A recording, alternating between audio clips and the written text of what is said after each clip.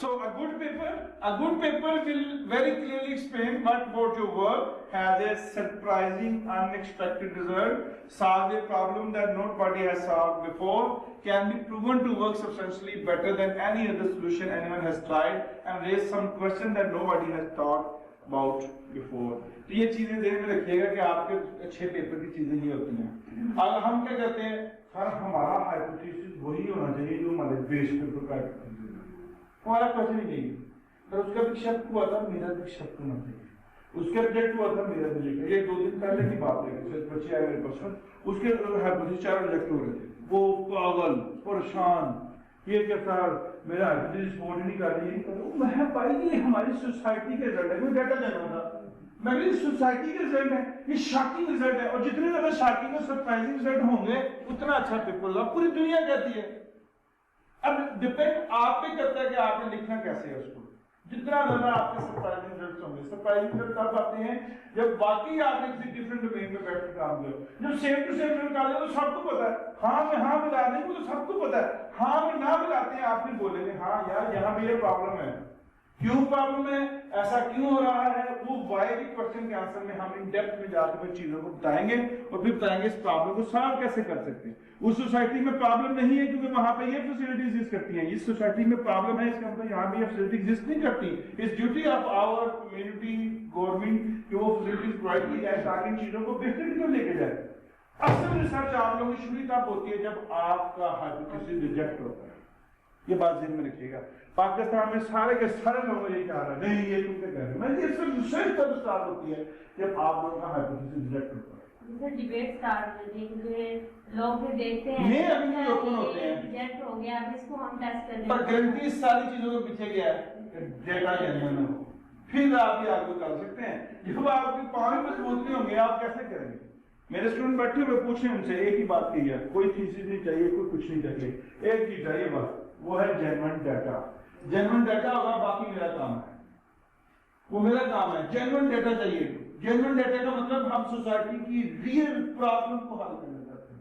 वैसे genuine data की चक्करों में एक स्टूडेंट ने मुझे परेशान किया, एक महीना हो गया, समझ नहीं आ रही हुआ क्या कि लोगों को क्वेश्चन फिल करना नहीं आता। उस बंदे को इतनी ट्रेनिंग देकर क्वेश्चन फिल करवाने के लिए भेजा मैंने, सारा कुछ सही किया। जब रिस्पांस आया मेरे सामने, जिन लोगों को नेगेटिव रिस्पांस करना चाहिए था लोगों ने पॉजिटिव रिस्पांस किया। अब सर पकड़ के बैठा हूँ। अब प्रॉब्लम ये नहीं है, ठीक है ऐसा हो सकता है सोसाइटी में, पर मकसद सिर्फ ये है कि ऊपर वही क्वेश्चन पूछे हैं तो लोगों ने उधर भी पॉजिटिव आंसर किया, नीचे क्वेश्चन पूछे हैं लोगों ने उधर भी पॉजिटिव आंसर किया। हालांकि उसके रिवर्स क्वेश्चन थे, लोगों को नेगेटिव रिस्पांस देना चाहिए, लेकिन लोगों ने पॉजिटिव रिस्पांस दिया। अब ये मेन मसला क्या है, उसका डाटा दोबारा कलेक्ट करवाया जाए कि लोगों ने वो क्वेश्चन पढ़ के फिर नहीं किए। सीधी बात है, ऊपर वही क्वेश्चन पूछना आंसर पॉजिटिव है, वही क्वेश्चन दोबारा पूछना नेगेटिव सेंस में, उसके आंसर भी पॉजिटिव है। मेरे भी रिवर्स कोऑर्डिनेटर में तो हम डाटा कलेक्ट कर रहे हैं। नहीं ये रिवर्स कोऑर्डिनेट तो वेरिएबल का रिलेशनशिप रिसर्च कह रही है नेगेटिव है। सिग्निफिकेंट ना हो कोई इशू नहीं मुझे, मैं सिग्निफिकेंट की बात नहीं कर रहा। मैं ये कह रहा हूँ उसका रिलेशनशिप इसके साथ नेगेटिव है, लेकिन चाहे वो इनसिग्निफिकेंट रहे, दोनों का रिलेशन पॉजिटिव आ रहा है, ये नहीं आना चाहिए।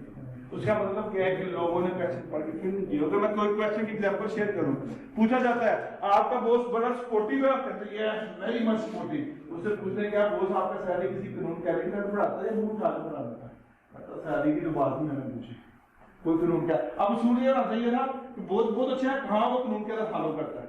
अब बॉस बहुत अच्छा है, कोई कानून का फॉलो नहीं करता। अच्छा कश्मीरी सोसाइटी के अंदर प्रॉब्लम पाई जाती है। इस सोसाइटी में इशू ये है कि यहाँ पे अच्छे की डेफिनेशन को किसी और सेंस में लिया जाता है और नेगेटिव बुरे की डेफिनेशन को किसी और सेंस में लिया जाता है। अब इसका मतलब क्या कि गुड पेपर में आपके सामने 4 कैरेक्टरिस्टिक हैं, स्लाइड पे आपको मिलेंगी, आप ये चेक कर लें कि ये चीजें अगर आपके पेपर में नहीं है ना, आपका अच्छा पेपर नहीं है।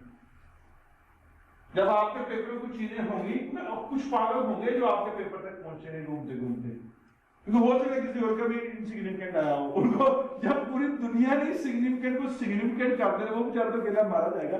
किसी एक ने तो स्टार्ट लेना, किसी एक ने तो इनसिग्निफिकेंट थीसिस में भी होगी ये चीज। क्या थीसिस में ये चीज मैं ये कह रहा हूं कि पेपर ही थीसिस होता है, पर पेपर तो देखेंगे। अभी हम पेपर कर रहे हैं, पेपर को लिखेंगे बाद थीसिस में कौन कर रहे हैं। वो चीज थीसिस बन जाएगी, वो डेप्थ में चली जाएगी, हम ज्यादा डेप्थ में जाकर चीजों को एक्सप्लेन करना स्टार्ट कर देंगे। जी अगर एक पेपर एक कॉन्फ्रेंस में चेक हुआ, प्रेजेंट हो गया, उन्होंने उसको प्रोसीडिंग में उसको छाप दिया, उसके बाद अगर हम उसको थीसिस में कन्वर्ट करते हैं तो वही प्लेजरिज्म वाला है। सब बात बुला के होती है, इसके लिए नीचे होता है आपका एक्नॉलेजमेंट। ये लोगों को नहीं पता, थीसिस दें कोई भी उसमें कोई एक्नॉलेजमेंट, उसमें आपने लिखना होता है कि इसके ऊपर ये काम हो चुका है। जिस तरह मेरा यूट्यूब में पेपर जब थीसिस को हुआ था, मेरा पेपर पहले पब्लिश हो गया था, मैंने उसमें एक्नॉलेजमेंट दी थी कि this paper part of my thesis that publish in that journal. क्या वो प्लेजर में क्लिक करेगा फिर वही वेबसाइट आएगा, प्लेजर में मतलब तो वही कॉपी करेगा, देखेगा हाँ ये तो इसका सेम पेपर है। प्लेजरिज्म का मतलब ये नहीं कुछ डेट डाल दिए तो कलर डाल दिए, प्लेजर का मतलब हम है उसको सोचने वाले। आर्टिफिशियल इंटेलिजेंस का कोई रोल नहीं है, वो हमारा काम है कि पेपर किसका है। मैं अपने थीसिस में से 50 पेपर निकाल के 50 जर्नल में 50 सेम दूं, कोई बोल नहीं सकता। आपके सामने है ऑस्ट्रेलियन है जिसने मेरे ख्याल अपने थीसिस में से 52-55 पेपर निकाले। अभी ये कॉन्फ्रेंस के अंदर एक प्रोफेसर साहब है, उनको 350 पेपर है, वो एक ही पेपर में से 10-15 पेपर निकाल लेते हैं। लेकिन वो कोई और चीज है उनकी सेल्फ क्लास वालों की, हम भी ऐसा कर सकते हैं। आप एक आईए डिग्री के पेपर लिख दें, आपने भी क्वार्टर में 4 है, 4 डिग्री 2 मीडिएटर है, आप पहले आईवी डिग्री जितने हैं प्रोसीजर के ऊपर पेपर लिख दें, फिर 2 हाथ प्रोसीजर पे पेपर लिख दें, फिर 3 दिन आप प्रोसीजर पे पेपर लिख दें, फिर मीडिएटर आगे लिख दें, हमारा पेपर नहीं खत्म होता। पर मुझे समझ नहीं आती कि इसका फायदा क्या है। वो नंबर ऑफ पेपर पब्लिकेशन बढ़ाने का, लेकिन बढ़ाने का कोई इशू नहीं है। अब मेरे एक स्टूडेंट था, उसकी कितने आप प्रोसीजर थे 67, तो उसका मतलब ये है कि उसने अगर 52 निकाले तो मैं उसके पेपर में 67 पेपर निकाल सकता हूँ। तो 67 भी नहीं, सैम्पलिंग विद रिप्लेसमेंट लगा दें, सैम्पलिंग विद रिप्लेसमेंट लगा दें। 67 छोटा वर्ड है, उसको मतलब मैंने 67 इंडिविजुअल हाइपोथेसिस दी है ना, तो आप उसको लगा दें उसका आंसर, तो आपको देखें 67 to 66 वो रिवर्स गिनती जब करनी है, n into n+1 और ये करना वो बड़े बन जाएंगे, वो बड़े बन सकते हैं। मकसद सिर्फ ये कि उसका फायदा नहीं आता, तो फायदा तो फिर तो आप उसको सेपरेटली डिस्कस करो। जिस तरह मैं अक्सर कहता होता हूँ कि एक आईवी और डीबी का रिलेशनशिप और होता है, लेकिन दूसरा जब आईवी आता है तो उसका रिलेशनशिप खत्म हो जाता है। उस सूरत में फिर उसका इंडिविजुअल पेपर करना पड़ता है। पर ये आईवी भी रहते हैं, वो आईवी भी रहता है और डीबी पे इफेक्ट नहीं पड़ता, तो उसको ज्यादा पेपर लिखने की जरूरत नहीं है। मॉडरेटर की गैर मौजूदगी में रिलेशनशिप सिग्निफिकेंट है, मॉडरेटर की मौजूदगी में रिलेशनशिप इनसिग्निफिकेंट है, लेकिन मॉडरेटर का रिलेशनशिप भी नहीं आता उसके ऊपर। मतलब ये कांसेप्ट है, पेपर सेपरेट लिखने का कांसेप्ट है। आपने जब पेपर को सेपरेट करना है तो उसका मतलब अगर उसमें दूसरा वेरिएबल इंक्लूड करेंगे तो रिजल्ट पर फर्क पड़ेगा, तो फिर आप लोग दूसरे पेपर की बात कर सकते हैं। तो अभी हमारा मौकफ सिर्फ ये है कि एक अच्छे पेपर के लिए आपकी क्वेश्चन होना चाहिए, वर्क प्रूफ होना चाहिए, उसके अंदर शॉकिंग रिजल्ट हो। ऐसा हो नहीं सकता कि आप डिफरेंट कल्चर में हो तो रिजल्ट सेम आ जाए, ऐसा हो ही नहीं सकता, मैं बिलीव ही नहीं करता। लेकिन हमारे यहाँ पे क्या होता है, तुम्हारी रिलायबिलिटी 0.8 से ऊपर आ ही नहीं सकती, मैं बिलीव ही नहीं करता। डाटा ही 2 नंबर है, तुमने खुद से एंटर किया हुआ है। अच्छा डाटा की रिलायबिलिटी 0.9 से ज्यादा होगी, मैं आपको बता दूं। इंतहाई अच्छा डाटा होगा उसमें 0.95 से रिलायबिलिटी ज्यादा होगी। और यहाँ पर इतनी रिलायबिलिटी कैसे आ रही है? मेरे स्टूडेंट के डाटा सामने बैठे हैं, मैंने भी डाटा चेक नहीं किया, चेक कर लिया रिलायबिलिटी की, मैं चैलेंज करता हूँ। और जिन जिन लोगों से डाटा फिल करवाया है, कार्ड भी पास है, क्वेश्चन भी पास है, जाए फिल करें। और जहां कहें खड़े होके ओस देने को तैयार है, हमारे डाटे में 2 नंबर ही नहीं है। चेक कर ले, मैंने अभी चेक नहीं किया, 0.9 से ज्यादा रिलायबिलिटी होगी। प्रॉब्लम सब क्या है कि लोगों को पता ही नहीं कि क्वेश्चन फिल कैसे करवाना है। There should be separate semester course how to get fill the questionnaire. हमने साइकोलॉजी पढ़ी नहीं है, हम लोगों को चीजों को पता नहीं है, तो उसका मतलब क्या होगा कि लोग जब डाटा को फिल करवाने जाते हैं पता तो पता नहीं, क्वेश्चन दे देते हैं, वो आंखें बांध के फिल करके देता, हम लेकर आके डाटा एंटर करते हैं, हमारी रिलायबिलिटी नहीं आती। इंतहाई जहल सोसाइटी के अंदर क्वेश्चन की रिलायबिलिटी 0.7 है। इंतहाई जहल सोसाइटी की बात कर रहा हूं मैं कि 0.7 एक्सपेक्ट करना चाहिए, वरना पढ़ी लिखी सोसाइटी जब तमाम रिस्पोंडेंट की कैरेक्टरिस्टिक आपस में मिलती जुलती होंगी, गारंटी है 0.9 से ज्यादा रिलायबिलिटी है। चैलेंज करता हूं किसी को मसला में से डिबेट कर लिया। प्रॉब्लम क्या है कि हमारा यहाँ पे सोसाइटी का इशू है, ये इशू है ना, ये बात करें ना। अब डाटा गलत फिल करवा कर 0.7 के साथ जस्टिफाई करते रहे। टोनबाग ने 1951 में कह दिया था जनाब 0.7 से ज्यादा होनी चाहिए, वो टेस्ट को लगाने में क्या देर लगती है?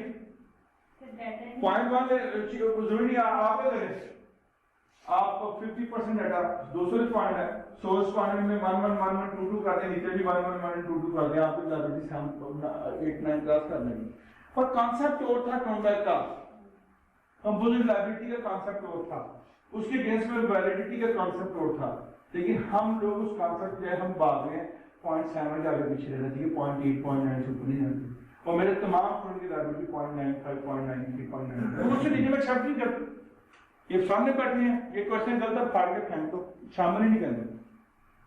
अगर तो हर रिस्पॉन्डेंट ये सेम इशू देता है, जिस तरह हमारी रिसर्च कंडक्ट हुई जिसमें लोगों ने तमाम के तमाम क्वेश्चन में रिस्पांस ही उल्ट दिया, ठीक है, क्योंकि क्वेश्चन को कैसे करने का मतलब होता है आपने फॉरन एक क्वेश्चन फिल किया, दो ने गलत फिल किया, वो निकाल दो, वो इशू है, कौन को नहीं समझ रहे। जब फॉरन एक क्वेश्चन गलत फिल किया, मतलब देखा दो ने भी गलत फिल किया, तीन ने भी किया, चार ने 400 गलत फिल किया, इसका मतलब यहाँ पर लगती है क्वालिटेटिव सर्च। इशू कहाँ पे है, क्यों ये लोग तमाम की तमाम सोसाइटी उस क्वेश्चन को पॉजिटिव नेगेटिव पिक करेंगे, पॉजिटिव पिक किए जाएंगे। तो वहां पे आप लोग इन डेप्थ जाके अपनी क्वालिटेटिव क्वेश्चन को रेज करोगे और उससे डिस्कशन इंटरव्यू करोगे, क्यों कर रहे हो आप लोग ऐसा, उसकी रीजन क्या है, वजूहात क्या है, कौन से फैक्टर इन्वॉल्व है। अगर आप नहीं करते तो आप कहने का मकसद भी यही है कि परेशान नहीं होना, अच्छा डाटा हमेशा अच्छी रिलायबिलिटी देता है, उसके कॉन्सेप्ट को समझे कि उनका कॉन्सेप्ट क्या है। सो गुड पेपर क्लियर हो गया जी। ये गुड पेपर की चीजें जो आपके शामिल होनी चाहिए गुड पेपर में। गुड पेपर का मतलब गुड थीसिस होगा। Okay,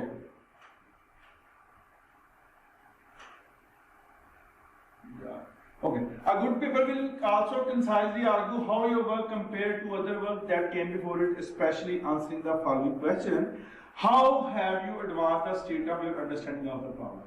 The most important and critical question, जब भी आपको बंदा पेपर साइड करना चाहेगा ना, ये सवाल का जवाब उसको मिलना चाहिए कि how have you advanced the state of our understanding of the problem? आपने क्या एडवांस किया उसके अंदर? वेरिएबल काम करना, हमने वेरिएबल नहीं डाल दिया, गलत। हम उसको ये कह सकते हैं कि पहले जो रिसर्चर थे उन्होंने इसको कॉन्सेप्ट को इस तरह समझा था, हमने इस तरह समझने की कोशिश की। हम ये जरूर लिखते हैं कि हमारा एक्सेप्ट हो गया, रिजेक्ट हो गया, हमने कभी आता ये नहीं किया कि यहाँ बीटा की वैल्यू ये थी, वहाँ बीटा की वैल्यू ये थी, यहाँ बीटा की वैल्यू ये आई है, वहाँ बीटा की वैल्यू ये आई है, यहाँ पर सिग्निफिकेंस हो रहा है 95% पे, वहाँ पे सिग्निफिकेंस हो रहा था 99% पे, यहाँ कॉन्फिडेंस लेवल कम अचीव हुआ, वहाँ पे कॉन्फिडेंस लेवल अचीव हुआ था। कम अचीव होने की फैक्टर क्या है? हम इन तरह की बातें हम सिंपल कहते हैं हमारा एक्सेप्ट हो गया तो बस इसका मतलब मैं सोसाइटी में मसला आया था भाई 95% कॉन्फिडेंस। अब हमारा क्या 95% कॉन्फिडेंस चलो अचीव नहीं होता, लोग हाइपोथेसिस रिजेक्ट कर देते हैं। मैं लोग कहता हूँ अगर आपका हाइपोथेसिस पहले टेस्ट में हुआ 90% पे चले जाओ, 80% पे चले जाओ, वो 80% दुनिया तो एग्री कर रही है ना, मेजॉरिटी तो कर रही है, 3/4 मेजॉरिटी तो आपको सपोर्ट कर रही है। हम 95% का लेवल है, 95% वहां पे बोले थे जहां पे रिसर्च हो चुकी है, डेवलप हो चुकी है, इंतहाई इंडेप्थ डेवलप हो चुकी है, 99% बात करेंगे। लेकिन दुनिया के 90% नहीं अचीव करता हाइपोथेसिस रिजेक्ट, दुनिया परेशान, ये क्या होगा? क्योंकि हम मजबूर करते हैं स्टूडेंट को कि आप डाटा में मैनिपुलेशन करें, हम मजबूर करते हैं। ये हमारी जिम्मेदारी कि हमने चीजों को कैसे करना है। बी टीचर्स माय रिस्पांसिबिलिटी कि हम अपने स्टूडेंट को सपोर्ट करें कि हमें चीजों को किस तरह देना है, किस तरीके से इस क्वेश्चन को एड्रेस करेंगे। What do you need to credit for similar or motivating ideas? आप क्या कहना चाहेंगे कि मेरी थ्योरी ने कंट्रीब्यूट किया, मेरी थ्योरी ने सपोर्ट किया, मेरी थ्योरी ने एडवांसमेंट की, मेरी थ्योरी ने कौन सी नई चीज लेके आए इसके अंदर? आप अल्टीमेटली मैं एक बात कहता हूँ, बीइंग पाकिस्तानी हमारी जिम्मेदारी है, we have to work on कि किस तरीके से पाकिस्तान में रिसर्च कल्चर को प्रमोट किया जा सकता है और किस तरीके से हमारी रिसर्च सपोर्ट कर सकती है। अफसोस कि अभी जितने भी यहाँ पे लोग बैठे हुए हैं वो बड़े बड़े बिजनेसमैन, वो बिजनेस माइंड के लोग नहीं हैं, उनको रिसर्च माइंड में कन्वर्ट करना जरूरी है। अगर नहीं करेंगे हम खत्म हो जाएंगे। अब हमारी रिसर्च जब भी हम देखें ना, हम अपनी रिसर्च कर लेते हैं खत्म। कभी हमने कोशिश की किसी इंडस्ट्री को जाके दिखाएं किसी इंडस्ट्री में जाके एक्सपेरिमेंट परफॉर्म करने की कोशिश करेंगे, जो हाइपोथेसिस जो हमने वहां पे बातें की हैं वो किसी इंडस्ट्री में जाके चेक करेंगे, अगर ये रिलेशनशिप सिग्निफिकेंट आ रहा है हम वहां पे वो कंडीशन वो सारी सेटिंग को चेंज करें और फिर देखेंगे रिजल्ट पे क्या फर्क पड़ता है। नो डाउट को फंडिंग चाहिए चीजों की, फंडिंग अब यार तो चाहे एक प्रोजेक्ट करें, दो करें, तीसरे प्रोजेक्ट पे खुद इंडस्ट्री स्टाफ करवा देगा। मेन इशू क्या, हम अपने स्टूडेंट को इंडस्ट्री में एक्सपेरिमेंट करने के लिए भेजते नहीं है। वो डाटा लेके आया था और डाटा में उनको आदत पड़ गई हुई है। हम बैंक के पास जाए वो गाली निकालते हैं हम लोगों को जब डाटा देते हैं। क्यों? उसकी रीजन क्या होती है कि रोजाना उनके पास 5 से 7 8 10 लोग डाटा कलेक्ट करने के लिए जाते हैं। वो फॉर्म कम फिल करते हैं अपने कस्टमर के, वो डाटा क्वेश्चन ज्यादा करते हैं, तो फिर वो क्या करेंगे, फिर आपके बंद करके टिक करेंगे। कहते हैं कि हमें अलाउ ही नहीं, क्योंकि हम बैंकिंग सेक्टर से डाटा ले रहे हैं। तो उस दिन उसने एक दो एम्प्लॉय ने तकरीबन घंटा हो गई, हमें अलाउ ही नहीं है, हम आपको अपनी इंफॉर्मेशन दे ही नहीं सकते कि हम आपकी पर्सनल इंफॉर्मेशन दे, नहीं हमें अलाउ नहीं है। बस वही ना, अभी इसकी रीजन क्या है कि हमारा काम था कि मैं जो एक स्टूडेंट ने जब अप्लाइड सर्च कर लिया, उसने कांसेप्ट दे दिया, नेक्स्ट स्टूडेंट उसके ऊपर एक्सपेरिमेंट में काम कर ले, नेक्स्ट स्टूडेंट उसके ऊपर इंटरव्यू कर ले, नेक्स्ट स्टूडेंट उसके फैक्टर पे काम कर ले, वैल्यू पे काम कर ले। लेकिन हम क्या करते हैं कि हमने वही क्वेश्चन पकड़ के फिल करवा के किसी करवा दें, बाकी काम टाइम मांगते हैं। लेकिन मकसद है ये यार कि जिस स्टूडेंट को तैयार कर रहे हैं उसके माइंड में क्या नॉलेज है, वो नॉलेज को भी तो फोकस करना हम लोगों ने। ओके, अब प्रॉब्लम ये है कि कोई केयर नहीं करता हमारे थीसिस मैं कैसा लिख रहा हूं। फिर हु केयर? नंबर 1, जब भी आपने काम करना है आइडेंटिफाई योर आइडियाज, किन लोगों को एड्रेस कर रहे हो। सबसे पहला क्लियर थीम, जब भी राइटिंग के अंदर आप बात करते हो, first point you define identify your audience, number 1। Number 2, find the conferences or journals that represent the communities that would be most interested in your work. अब ये नहीं हो रही होती है टू बी वेरी फ्रैंक स्टैर की, तो दरमियान में हमें वो पैसे कमाने के लिए बिजनेस के जर्नल पेपर भी घुसा देते हैं। हो रही होती है मैथ की, पैसे कमाने के लिए बिजनेस के जर्नल घुसा दिए। Most interesting, most relevant. आप क्वालिटेटिव काम कर रहे हो, क्वांटिटी काम कर रहे हो, मिक्स में काम कर रहे हो, हेल्थ पे काम कर रहे हो, इंफॉर्मेशन सिस्टम पे काम कर रहे हो, थ्योरी पे काम कर रहे हो, थ्योरी बिल्डिंग पे काम कर रहे हो, थ्योरी टेस्टिंग पे काम कर रहे हो, लोकल कॉन्टेक्स्ट में काम कर रहे हो, इंटरनेशनल कॉन्टेक्स्ट में काम कर रहे हो, सोसाइटी को कितना सपोर्ट कर रहा है, इंडस्ट्री कितनी इन्वॉल्व है, हर पॉइंट ऑफ व्यू से अलग अलग कॉन्फ्रेंस है। वो तलाश करनी पड़ेगी आपको, चाहे वो पाकिस्तान में या इंटरनेशनल। क्योंकि जब आप अपने रेलेवेंट रिलेटेड लोगों में जाकर पेपर प्रेजेंट करोगे, they will give you the idea where you are right and where you are wrong, how you can improve your research. क्यों कहते हो कॉन्फ्रेंस में पेपर भेजो थीसिस की बजाय? इसलिए कि जब आप लोग किसी अच्छी कॉन्फ्रेंस में जाएंगे, वो लोग आपको सपोर्ट करेंगे, आपको आइडिया देंगे, न्यू मेथोडोलॉजीज देंगे, उस बिना पे आप फिर अपने थीसिस को एडवांस करेंगे। जब आप खुद से थीसिस लिख के पेपर निकाल के जाओगे तो आपके पास एडवांसमेंट का ऑप्शन ही नहीं बचेगा। तो अच्छा थीसिस लिखना है तो उसका मतलब यह है कि आप अपने कॉन्फ्रेंस भेजो, रिलेटेड रेलेवेंट कॉन्फ्रेंस में भेजो। जब वहां पे भेजेंगे वो लोग आइडिया देंगे, आपके पास थीसिस में लिखने के लिए नॉलेज आएगा।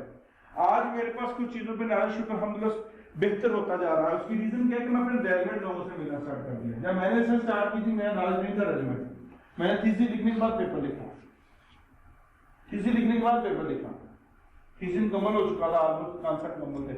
अगर मैं पेपर पहले कहीं प्रेजेंट करता है 1 2 3 रेलेवेंट लोगों में जाता है, वो लोग आइडिया देते हैं। जो आज थ्योरियां सीख रहा हूँ जो कि उस वक्त भी मौजूद थी पर मेरी नजर से ओझल थी, उसका मतलब ये था कि मैंने इतनी डेप्थ में जाकर चीजों को पढ़ने की कोशिश ही नहीं की थी। तो चीजों को पढ़ने की कोशिश करेंगे तो फिर जाके आप लोग ज्यादा बेहतरीन की उसमें आने की चांस है। सर जैसे मोस्टली पीएचडी में होता है कि मामले जैसे आप सुनती लोग ज्यादा मामले 3 पेपर्स की रिक्वायरमेंट है, तो वहाँ पे लोग ऐसे ही है कॉन्फ्रेंस में जाते हैं। कितने? 3। हाँ वो साल के पेपर है। तो लोग ऐसे ही करते हैं। वो इस तरह कहेंगे हम जब ज्यादा पेपर प्रेजेंट होंगे तो वो जरा लेकिन आज तो मेरे साथ मेरे टॉपिक पे बात करें वो उसको 50 थोड़ी दूंगा जो मेरे टॉपिक बात करें ना। अब कुछ और का टॉपिक आ जाए मैं बोल नहीं सकता।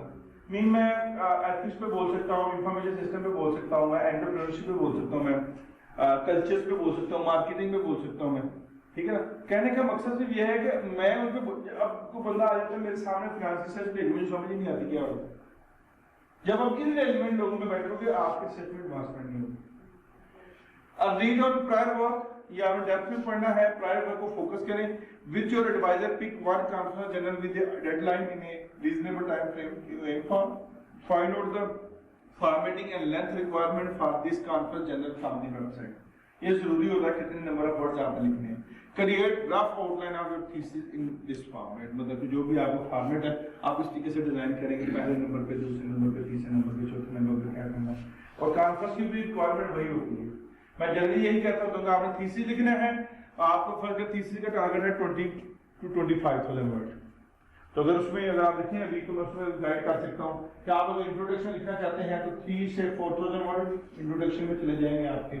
अगर आप चाहते हैं, अगर आप जाना चाहते हैं लिटरेचर रिव्यू के अंदर, आप वहाँ पे 6 से 8,000 वर्ड आप इसमें लिखेंगे। अगर सर्च मेथोडोलॉजी में जाते हैं तो आप 2 से 3,000 वर्ड, ठीक है। अगर रिजल्ट डिस्कशन में जाते हैं, रिजल्ट डिस्कशन में उसके आपके 4 to 5,000 वर्ड, 4 to 5,000 वर्ड, ठीक है। और उसके बाद कंक्लूजन बाकी आते हैं तो वो भी 2 से 3,000 वर्ड, 2 से 3,000 वर्ड। तो अभी आप मिनिमम मैक्सिमम जमा करेंगे तो इसी रेंज में 20-25,000 वर्ड की सीरीज में आप चले जाएंगे। अगर आपने पेपर में लेके जाना है तो आप इसका 60% कट कर दें, 60% में इसमें से निकाल दें। ठीक है, आपको मैंने पहले बोला अगर इंट्रोडक्शन देना आपने 3 से 4,000 वर्ड, आप उसको 2,000 पे ले जाएं, आप 1,500 से 2,000 पे ले जाएं, तो आप उसको पेपर के पॉइंट ऑफ व्यू से कर सकते हैं। लेकिन जब आप बात करते हैं कुछ जर्नल्स की, तो ये तो पेपर का मैं इसलिए रिकमेंड नहीं करता, थीसिस तो इंटरनेशनली यही चलता है। अगर पीएचडी में चले जाएंगे तो उसमें पीएचडी में भी डिस्कशन और कंक्लूजन इतना ही होता है, उस कंक्लूजन ज्यादा हो जाता है उसमें कोई कंक्लूजन 5-7-8,000 वर्ड तक चला जाता है। लेकिन लिटरेचर उसमें इंट्रोडक्शन जो है ना वो ज्यादा मेजर कवर करता है, 10-20-25,000 30,000 वर्ड तक जो चला जाता है। लेकिन पेपर में इसलिए रिकमेंड नहीं करता। अभी पाकिस्तान का गवर्नर पाकिस्तान बिजनेस रिव्यू वो सिर्फ 4,500 वर्ड एक्सेप्ट करता है। आपने अपनी रिसर्च को 4,500 वर्ड में सम अप करना है, so that it is a very difficult task आप इन चीजों को उसमें लेके चलो। तो लेकिन थीसिस के पॉइंट ऑफ व्यू से आप इन चीजों को लेके चलो। जी 6 से 8,000 वो 2 से 3,000। हाँ, ये टारगेट होगा ना इसके किताबों में लिखना, इतने दिनों में लिखा जाएगा, ये वर्ड होने चाहिए। फिर आप अपने ऑब्जेक्टिव के करीब ज्यादा चले जाते हैं। वो रिजल्ट डिस्कशन की बात कर रहा हूँ, harmonic to object to sport कर रहा है, नहीं स्पोर्ट कर रहा, उसके आगे जो कंक्लूजन आएगा वो तो ज्यादा थोड़ा सा होगा, लेकिन ये इतने ज्यादा बढ़ नहीं रहेगा। Okay, identify what will make your work stand out in the research community. So that two things you should have a good idea, most important, अच्छा आइडिया, अच्छा टॉपिक होना चाहिए। Second, make sure your key idea and supporting idea come through crystal clear in that abstract। जो भी concept उन्हें देना है अब वो एब्स्ट्रैक्ट में आना चाहिए कि आप जो काम कर रहे हो वाकई उसके अंदर कोई नॉवेल्टी, कुछ डेवलपमेंट हो, कुछ नई चीज हो उसके अंदर। अगर नई चीज नहीं है वो इरेलेवेंट है, यूजलेस है। तो जरूर उसमें कुछ ना कुछ नया होना चाहिए, कुछ ना कुछ बेहतर होना चाहिए। अगर बेहतर नहीं होगा आपकी रिसर्च के अंदर, आपकी रिसर्च अच्छी नहीं है। तो इसके लिए क्या है कि आप लोग जाएं गूगल स्कॉलर पे। अगर मैं इसी को थोड़ा सा बेहतर करूं,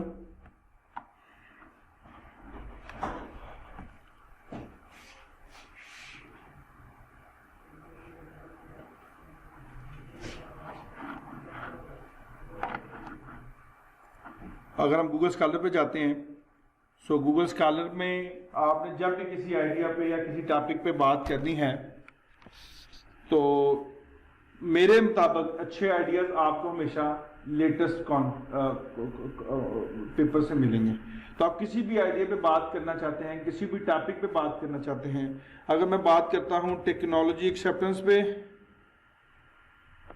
टेक्नोलॉजी और एक्सेप्टेंस पे बात करता हूँ, इस पर नया आइडिया चाहिए मुझे, ये आपके सामने सारी रिसर्च आ जाएगी उसी तरह।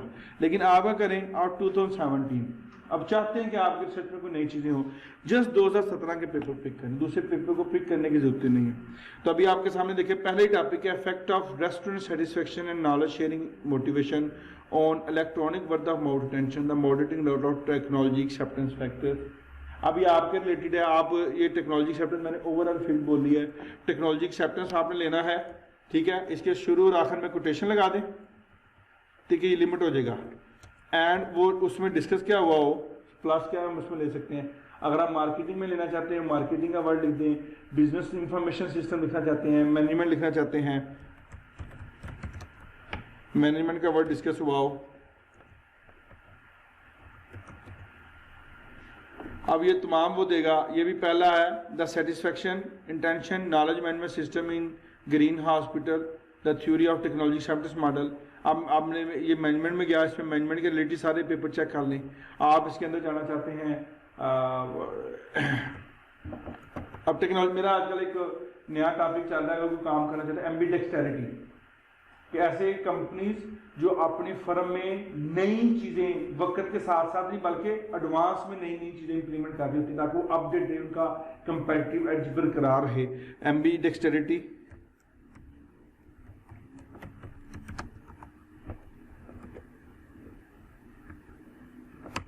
एमबी डेक्सटेरिटी, मैं कहता हूँ कि टेक्नोलॉजी एक्सपर्ट और ऐसी ऑर्गेनाइजेशन जो एमबी डेक्सटेरिट है उसमें होना चाहिए। अब ये आपके सामने आता है, innovation driven plan behaviour toward achieving the well being of Malaysian SMEs. ये एसएमईज के पॉइंट ऑफ व्यू से है। Extending implement framework for enterprise information system innovation. अब टेक्नोलॉजी एक्सेप्टेंस का वर्ड निकल गया, लेकिन ये सारे पेपर है टेक्नोलॉजी एक्सेप्टेंस के। आप कहते हैं एमबी डेक्सटेरिटी और इसमें मुझे टेक्नोलॉजी एक्सेप्टेंस की सर्च पे नहीं काम करना, मुझे किस पे काम करना है। अब कोई भी हम कहते हैं हमने इसमें देखना है स्ट्रेस मैनेजमेंट पे कर लेते हैं, ऐसी ऑर्गेनाइजेशन में स्ट्रेस मैनेजमेंट।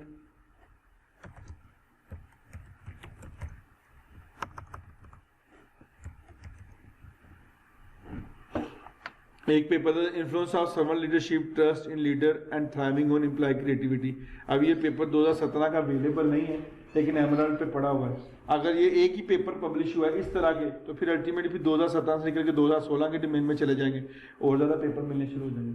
तो कहने का मकसद सिर्फ ये है कि आपके पास कमांड्स भी हो, सर्च करने की तरीका भी हो, वीएन भी हो और जिस टॉपिक पे काम करना है उसके बेसिक कीवर्ड्स भी हो, तो फिर आप जाके किसी रेलेवेंट टॉपिक पे पहुंच सकते हैं। तो इसलिए आपका प्रायर नॉलेज होना बड़ा मैटर करता है। बाकी जो मैंने आपके सामने प्रैक्टिस शेयर की, इससे आप फर्दर कंसाइज हो जाएंगे, अपनी चीज़ों की तरफ बेहतरी की तरफ लेके चले जाएंगे। क्लियर?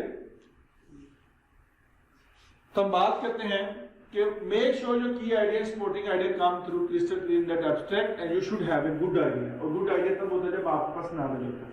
अभी मैं क्यों अपने टॉपिक जल्दी जल्दी से पहुंच रहा हूँ क्योंकि मेरे पास उन चीज़ों को मैंने इन डेप्थ में पढ़ा हुआ और मैं जब करता हूँ तो मेरे सामने वो चीज़ें क्यों कर जाती हैं। जब आपके पास वर्ड्स नहीं होंगे, अल्फाज नहीं होंगे, आप सर्च करने में रेलेवेंट चीज़ें पहुंचने में बड़े